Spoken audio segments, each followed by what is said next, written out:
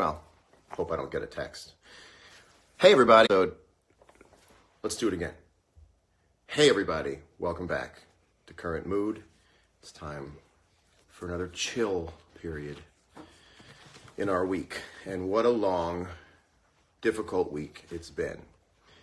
Never been happier to have a show with this kind of a premise than I am this week. Totally into doing it. You know, sometimes there might be a Sunday that approaches where I go, oh, I've got a show tonight and I'm not ready to do it. I'm really in the mood to do this show. I hope you're really in the mood to watch it. We've got a lot of great stuff planned for you. It's Veterans Day, so happy Veterans Day to anybody out there who is a veteran or someone who has lost someone as a veteran or someone who cares for someone both as a family member or a friend. We're thinking about you, and it's just been a very stressful week. And that says nothing about what it might have been like in your personal lives. And when you compound that, well, it's just time to hang out for a little bit. I'm really psyched to do the show this week. There's not as much structure as last week, which I think is good every once in a while, just to take it easy and chill. I come to you from a photo shoot. If you're wondering why I look so nice right now, it's because I came from a photo shoot.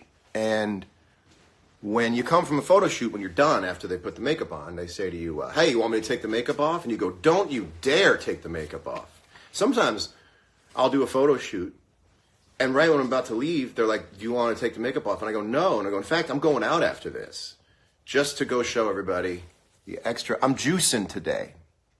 I'm visually juicing with the makeup I have on. Let's see what's going on down in the comments. Hey, everybody.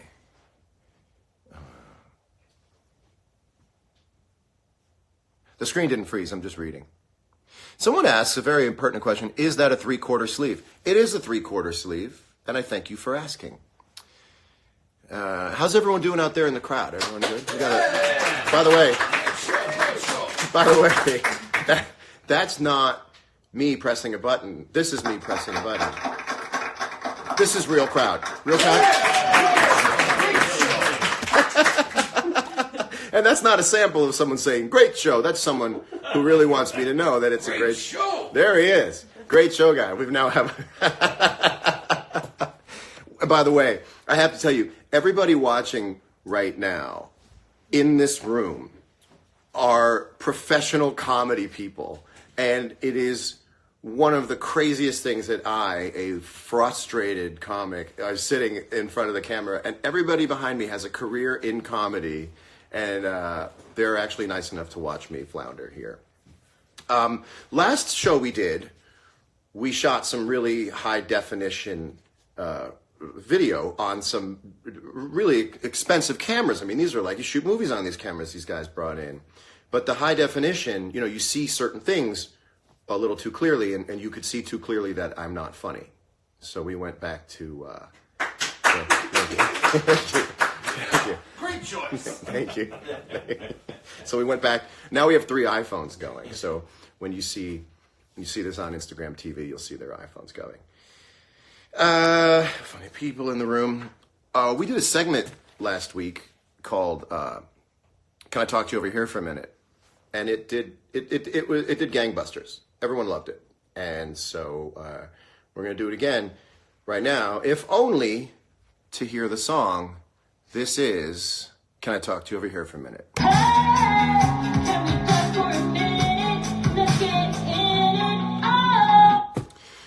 Today's Can I Talk to You Over Here for a Minute? Please turn your radios down at home. Please turn your radios down at home.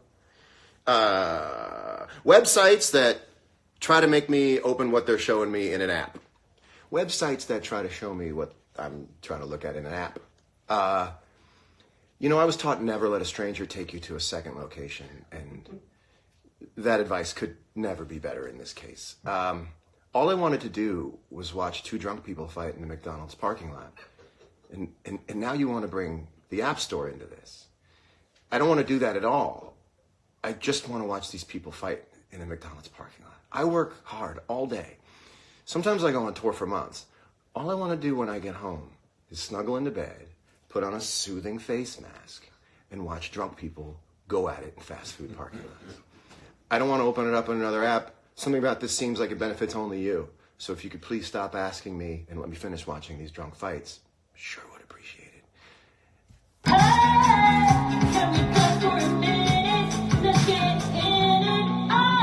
But wait! It's a bonus. Can I talk to you over here for a minute?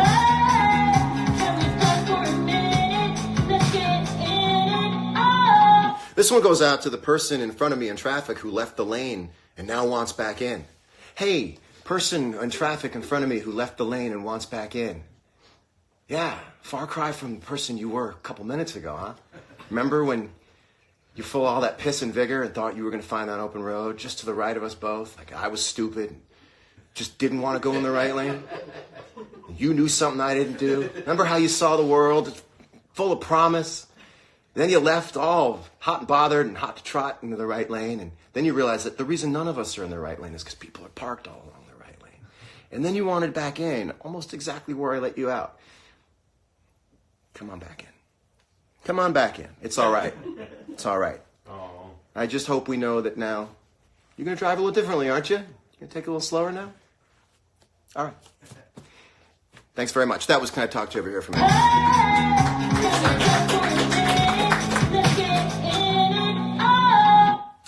What's going on there in the comments? Let's not forget that when I first started doing this show, I would look in the comments and see what was going on. Who's got fun stuff? Anybody have a question in the comments? Or a comment in the questions? Or a thumbs up? Or a thumbs down?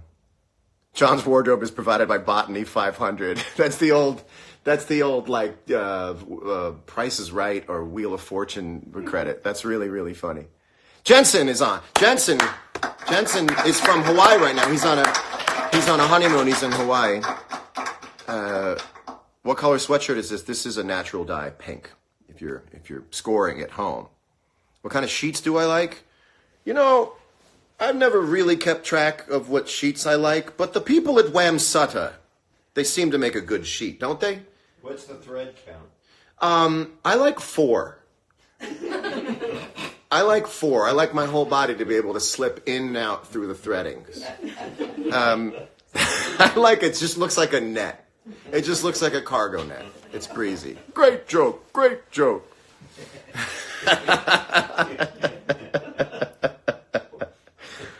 Oh, man. Pictures of text is both in the comments. It's funny. He watches the show. He's here. Pictures of text. I can't get enough of this show. PJ Novak is in the audience, and he's texting people he's in the comments, and he's in the audience. Oh, unbelievable. All right. Shall we move on? Let's move on to something. This is actually something I've never done on the show before, which is address a serious topic. And you might look, I do a lot of dry comedy sometimes, and you look so dry sometimes it's not funny at all. But then I have to wet it down with things that are funny, and my friends help me write it. But this is a real segment we're going to do. So with the very tragic shooting on Wednesday night in Thousand Oaks, the killer was mentioned to have had PTSD to some extent. And I do a lot of work, as I have for years, with an organization that both studies and treats PTSD. And I wrote the person I work with there, an incredibly bright person named Gerard Chacroun.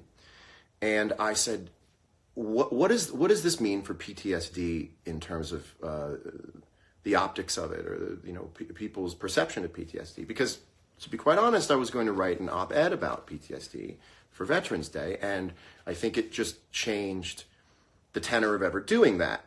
And I reached out to Gerard, and I asked him, hey, what does this change? And he was such an expert, as he always is, about PTSD. And a lot of times on the internet you read a lot of opinion, but there is something called expert advice, expert information. And I think that's very relieving to hear an expert talk.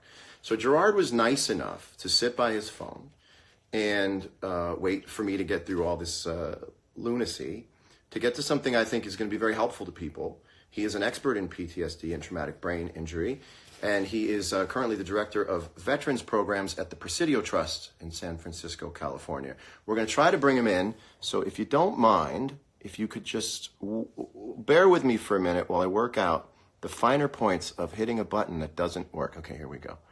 And this should...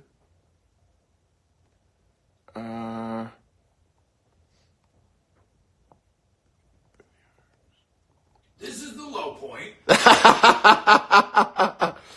I don't quite know why it's not. Maybe he's not watching.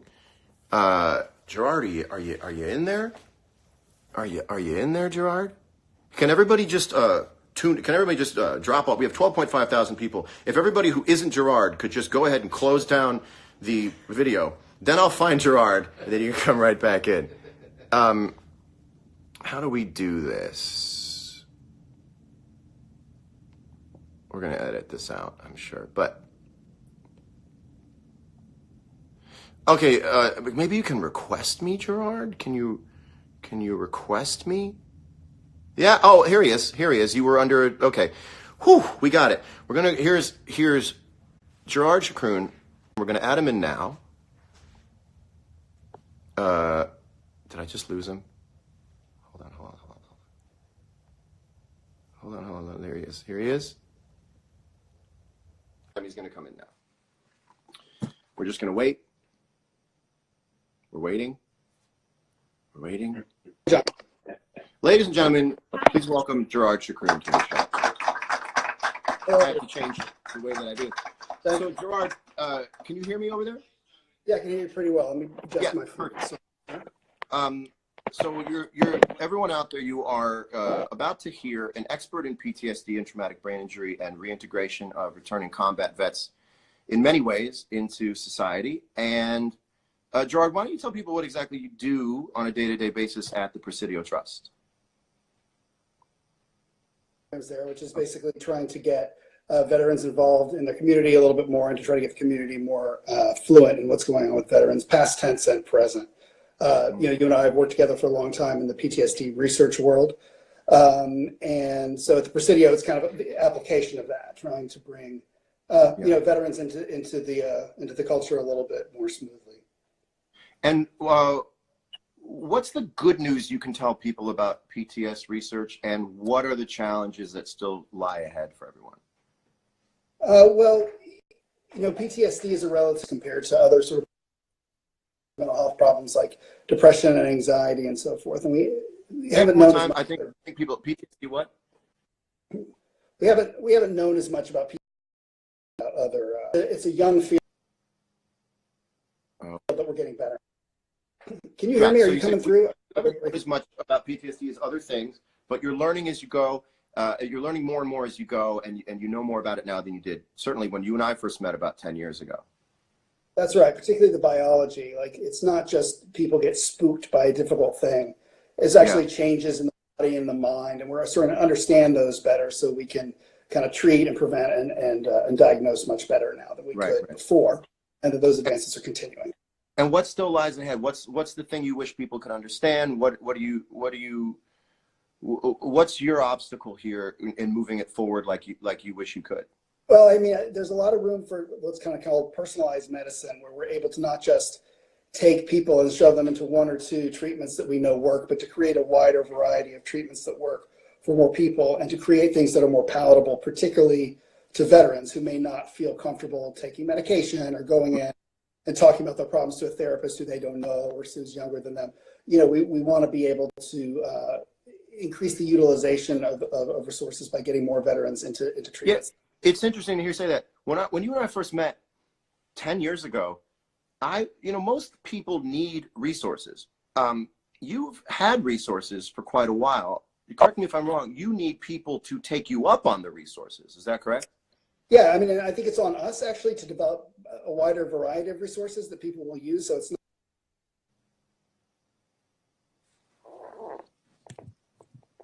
Technology. I hope people can hear you. I don't know if they can hear you right now. We are certainly okay.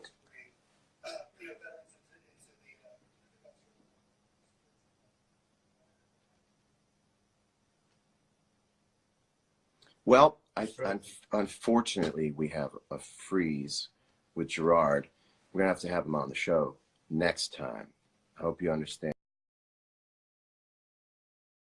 here by talking to an expert. He's fallen off. I hope you see that as a sum total win for both the show and for Veterans Day, to know that Gerard was, who is such a bright guy and has dedicated every minute of his life to PTSD research and building resources. And then, you know, I think he has built resources far greater than a lot of people understand, most people understand. And a big issue is getting people to use them, getting people to become aware of them. And as you heard him say, it's on him. A very selfless thing to say, that it's on him and his organization to make sure that it's presented in the right way. And we will do that. And so let me speak for Gerard and I both in saying that we have a foundation called Heart and Armor, and it will be launched sort of en masse in February. And so we will definitely try to get him back. Unless you want to try it again, I don't know that technologically we're going to have a better connection if we do it again. Should we try it again one more time? You guys would be the best if you would let me do that. Let me just try it again one more time.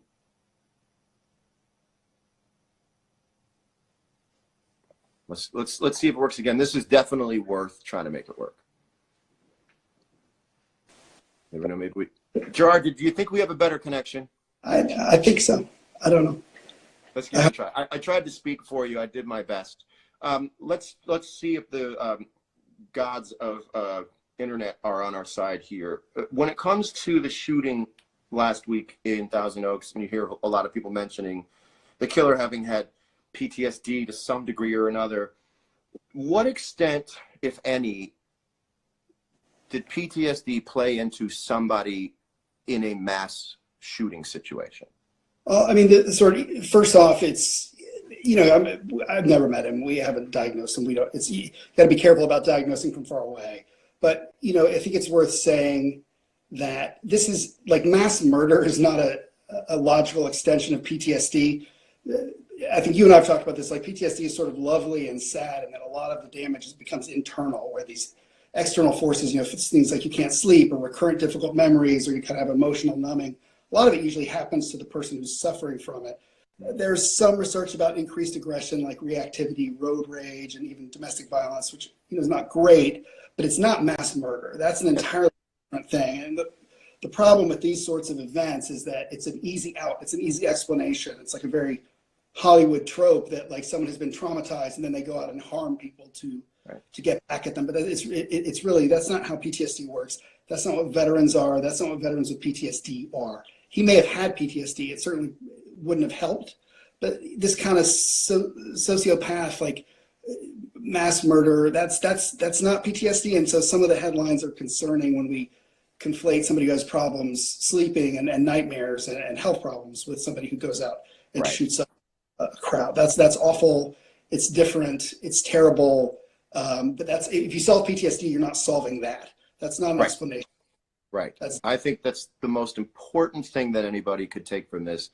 And thank you. What a brilliant and generous thing you've done to say that. That is from an expert. That is such a relief to hear an expert. This is not your opinion. This is years of research going into that.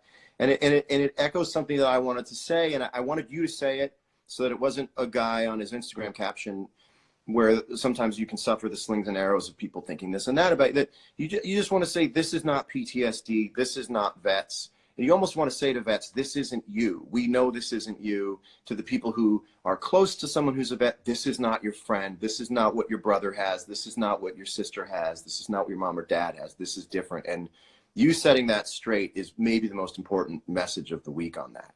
Well, and just to vets who are out there, you know, it's hard to go seek help for PTSD. No one wants to do it. It's an unpleasant thing. It's very isolating. So when you see images of people, you know, shot up, you think that that's what people are going to think you are. So there's a sort of other thing going on where it adds to the stigma for people who really could get these symptoms taken care of fairly, you know, quickly to sort of think they're going to be branded as a mass murderer if they seek help for PTSD. So it's important. That messaging is very helpful, and you've always been really great about that. Yeah, well, I can't thank you enough for being the one to say it. You have to understand about Gerard. He is a harbinger of hope. Every time I meet him, he gives me more good news. And I think there is good news. He isolates the good news and he focuses on the good news. And I'll be damned if that good news doesn't breed more good work. You just really are always on the brighter side of the challenges. And every time I meet him, he's got better and better news. So there is someone out there, and there's a great team out there, and you're not the only one and not the only team, but the work you do, I believe, is peerless. And even when you're not thinking about it out there in the world, there are people who have made this their main focus in life, and they're fighting this fight. And Gerard, I couldn't thank you enough for coming on a Sunday night with such short notice, helping to give some insight to this. And we'll definitely be talking to you guys again soon in some other capacity when it comes to Heart and Armor. But thank you so much for coming on the show and making a real show out of it by doing that. Thank you. Thank you. Thank you. You're awesome. Thanks so much, Gerard Chacon, everybody. Bye. Wow, that was really fantastic. That was great. And sometimes I find myself wanting to say things. Listen, if you can, get yourself a friend who's an expert and just go do that. Just say that thing, you know, like I play the guitar fairly well, not as good putting the thoughts I have together. He is a master at looking at this and making sense of it. And I hope you all had the feeling I had when he put some things in perspective for you. So what's going on there? This is actually great. People saying it was awesome and clapping. Thanks for the education. That is very cool. That is very, very cool. I have a little bit of like a nervous kind of buzz from having done that. That felt really good. You know, sometimes you do something like really good and it makes you feel sort of amped up or a little scared from it. But thank you so much. Thank you. Mr. Mort is still going on only about my fit. Mr. Mort's, he should be on the show and just always point out my outfit. It's time to get to our next guest on the show. You will know him because you grew up with him. He's on so many things, a real legend. He's been on America's Funniest Home Videos. He was on Full House. You know him from so many things. He's a wonderful stand-up. He's a dear, dear, dear friend of mine. Just got married a couple weeks ago. We're going to talk about that as well. Please welcome the one and only legendary Mr. Bob Saget.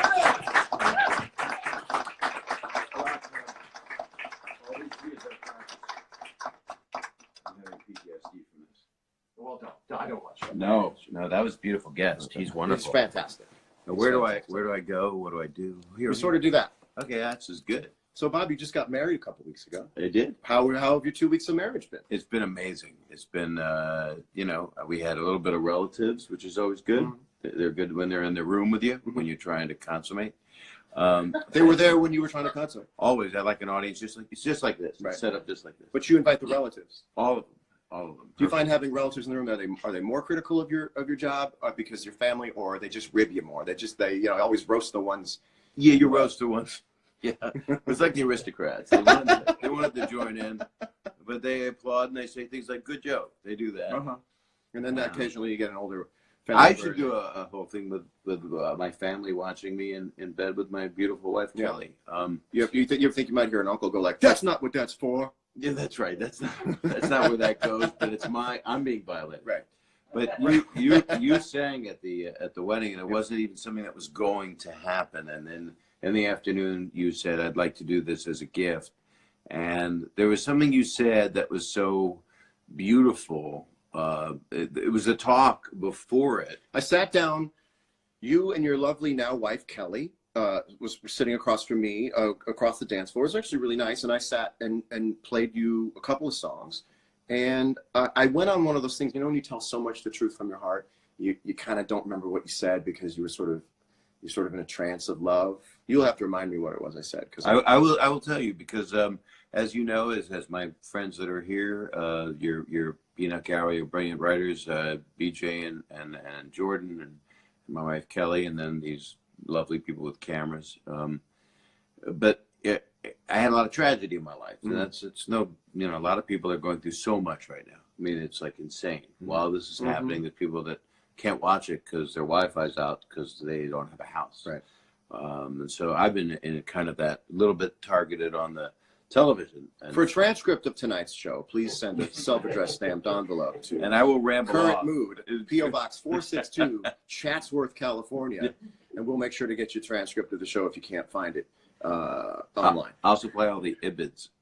But what happened was I've had a lot of deaths and stuff, and so John mentioned that as an intro to a love song. That It worked. Don't worry, it worked. But what he did was he said something very kind to me because he's such a dear friend and a brother, and he said, for all that I've been through, you said something personal to me, which is I've always somehow stayed positive. You're unbelievably positive. Well, that's what you're like. You're a gift, you know. Thank you. That's how I look at you because I like to see you in a bow and nothing more. It's But the December to Remember event. for a transcript of this, please go to my email directly at AOL. For a transcript of Bob Saget's brain, You can it's on the cloud. It's on the cloud. It's in a jar. But what he said was your reward for all of the difficulty you've been through is Kelly. Mm-hmm. It's this is your reward, your wife. Yeah. And I haven't been married for a very long time. It's I think I've been about 85 years. Yeah. I think I'm 115. Right, because I sucked the blood of a bat once. World War II, right. Yeah, it was a World War II Right. battering. I'm just using waypoints chronologically. What was about 85 years? Yeah. But she is a gift, and she is wonderful, and I'm difficult. Do you find yourself to be a difficult person to have a relationship with? I seem 'Cause I have difficult. no problem having a relationship with you. I'm sort of like a certain dance or something where when you first look at it, you go, there's no way I can learn that. And then once you learn the dance, you can watch other people do it. You go, oh, I know what he's doing. So at first you think it is complete gibberish.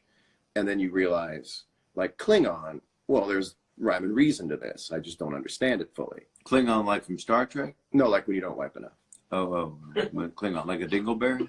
High five it.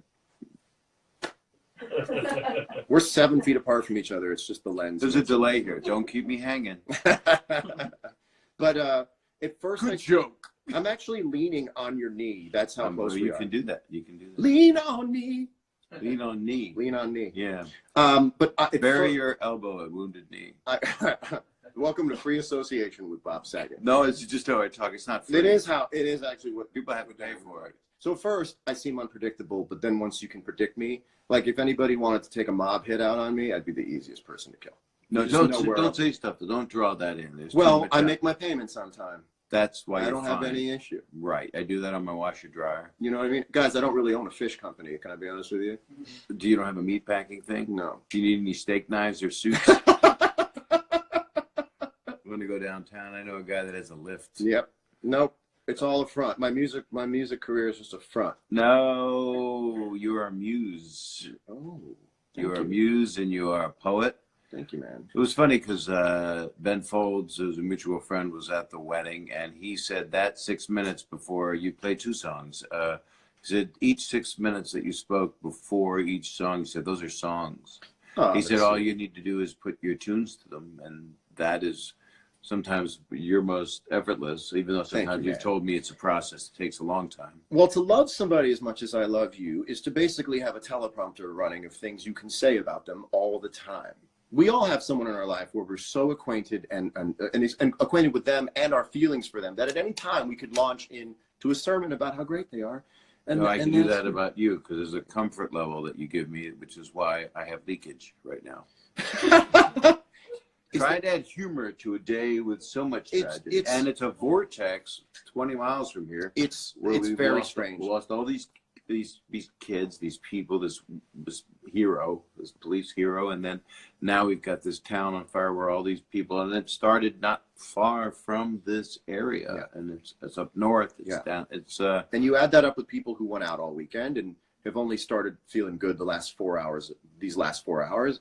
I mean, even on a week where nothing remarkable happens, I feel like, given the state of the world, the end of the week should end with me being like, it's going to be okay, which you have had to believe in some of the times it was hardest that everything was going to be okay. How do you do that? How do you find the comedy in so much, occasionally, I mean, you also have great times in your life, but these are occasionally incredibly, incredibly sad, grief-filled times. You still find a way to joke in the midst of them. well, my dad did it, And so I was kind of raised with it. So about 9 years old, somebody died like every year, like every family member. And he would just find humor in it.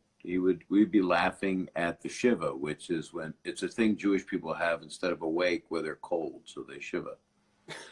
And there's Deli. Great joke. Not bad. Great. A little anti-Semitic, but we'll get through. That's the other thing that's going on. Before this is all a distraction, what we're living out here from all the insanity that's going on in the world. And we don't want that insanity. We want people to be human and love each other. And that's what you send out more love. And as you get older, I think you're 32 now. 32. And I'm 104 on the freeway. But you can't use that freeway right now. No. But the point is that love is stupid and cliche as some people want to believe it is. It truly is the thing that somehow pulls you through. Yeah, we've also, and I agree with that. We've also. But you can't, if you disagreed with that, you'd be the devil. Yeah, I just didn't want to be the guy who goes, yeah, now here's the thing I've been waiting to say for 30 seconds. I don't want to be that guy. You don't have your cards waiting for your next question. I'm out of cards. These cards are done. I'm out of it. Oh my That was a God. good throw, right? That was great. The people that I'm talking to, I assume, are younger than me. And I think even if I'm wrong, that's a good way to kind of look at this show. And you and I have seen the world both ways. We're amphibious. We saw the world before being plugged into everything going on local levels all around the world. Like, there used to be a thing called local and national and international. Well, now there's international local, which means we know the locales in every world. So every time somebody goes haywire, every time something crazy goes on, every time somebody says something that's really hurtful to another person and it's on video, we experience it. And what I really want to say, the people out there, this is a new thing. You guys have been saddled with so much to see and feel throughout the day that I think it's really important to be someone at the end of the week to just be like, look, we'll deal with that. That's a lot of energy you guys are taking on. We're all taking on every week. But right now, you get to just chill for a minute. You guys have signed up to be a generation that is very difficult to take on. Your mental health days should be from the big world so that you can continue to live in the small world, not from everything. You know, there's this kind of sentiment going around the world, like it's too much to take. I just want to go lay in bed.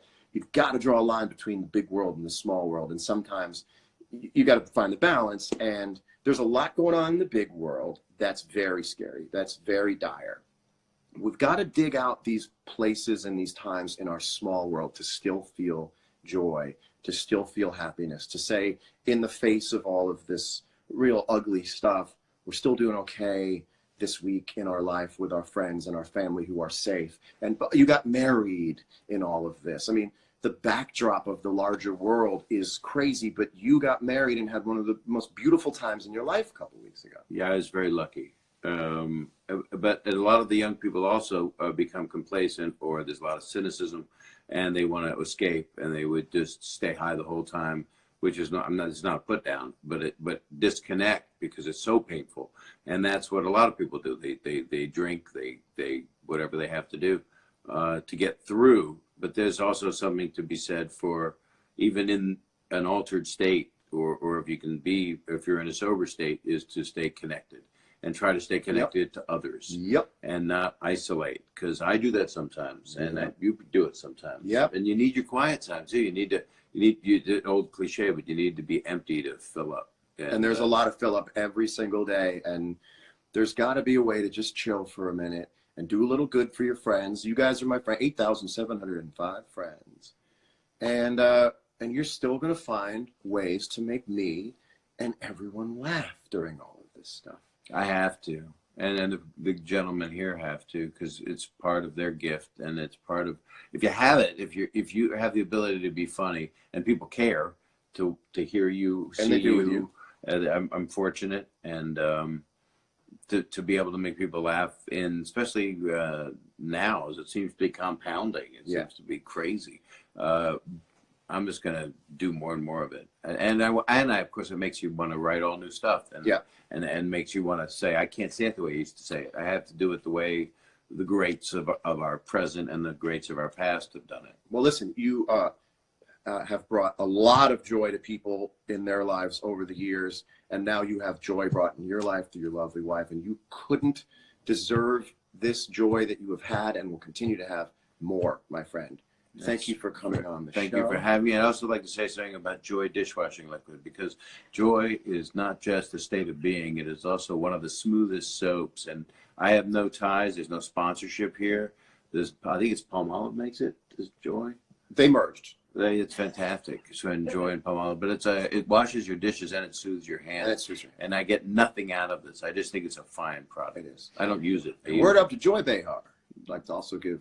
I think it's Bahar, by the way. Is it Bahar? Yeah, I think it is. Well, look, you try to do a nice thing and still get in trouble. That's true. Well, I'm going to split, and I love you. I love you too, Bob. I love you very You're the much. best. You are too, and I'd like to buy some of those Beanie Babies, so tell me. And you can have. Tell me how You can much. have. Ladies and gentlemen, Bob Saget. Well, everybody, Great guest. Great guest. it's time to sign off. But there's something I'd like to leave you with. It's a thought that I want you to take through the rest of the week and maybe beyond.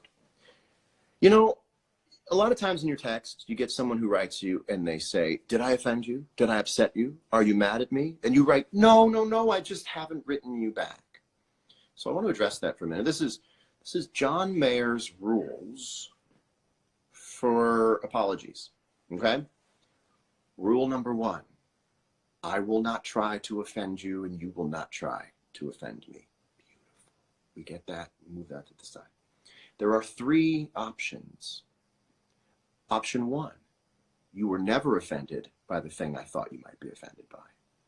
In which case, I don't have to worry, because you'll never bring it up and I'll never think about it. Because, number 2, if you were offended and you aren't anymore because you got over it, then it's the same thing. I never have to worry about it. Number 3, you were offended, tried to get over it, and can't, and you need to bring it up to me.